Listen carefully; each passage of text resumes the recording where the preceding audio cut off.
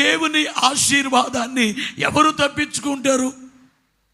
అసలు ఆశీర్వాదము వద్దని వాళ్ళెవరు? ఏ మతస్థులైనా కానీ వాళ్ళు కోరుకునేది ఏమిటంటే ఆశీర్వాదం.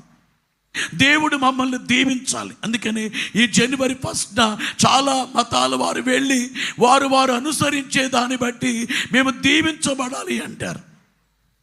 దేవుని ఆశీర్వాదాన్ని ఎవరు తప్పించుకోలేరు. అంటే ఆశీర్వదించుటానికి దేవుడు సిద్ధంగానే ఉన్నారు.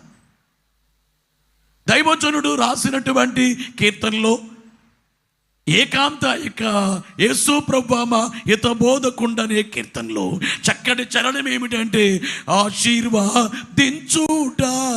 ఆగండి, నీ శక్తి ఇష్టము. దేవునికట ఆశీర్వదించుటం ఇష్టమట.